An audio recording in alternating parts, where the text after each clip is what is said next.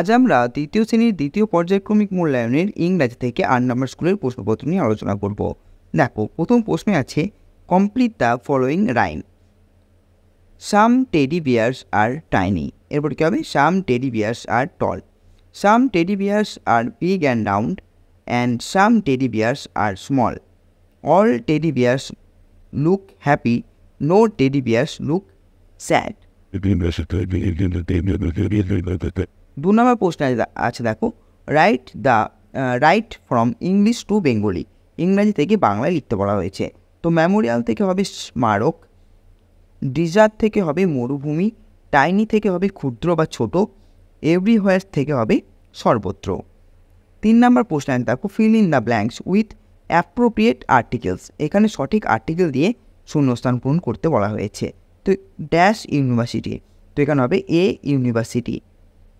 দেখো, এখানে কিন্তু ইউ একটা ভাওয়েল থাকা সত্ত্বেও ইউএন যেহেতু একটি কনসোনেন্টের উচ্চারণ হচ্ছে, সেহেতু এখানে এ বসবে। এরপর আছে দেখো কী হবে, আপেল আছে, তো আপেল হবে অ্যান আপেল, যেহেতু এ একটা ভাওয়েল।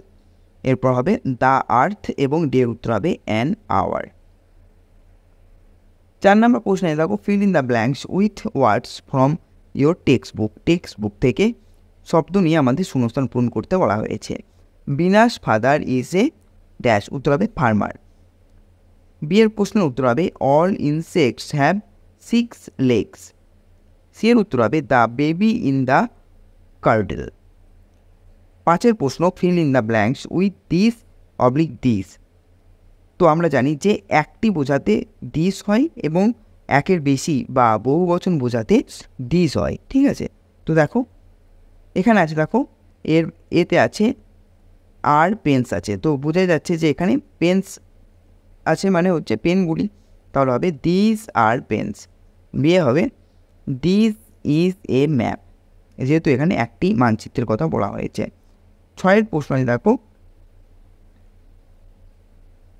এখানে যেই টেক্সটটি দেওয়া আছে সেই টেক্সটটি তোমাদেরকে সুন্দর করে লিখে দিতে হবে, ঠিক আছে। এখানে কিন্তু তোমরা সুন্দর করে টেক্সটটি লিখে দেবে। এই যে টেক্সটটি উপরে যেটি দেওয়া আছে সেটি এখানে লিখে দেবে।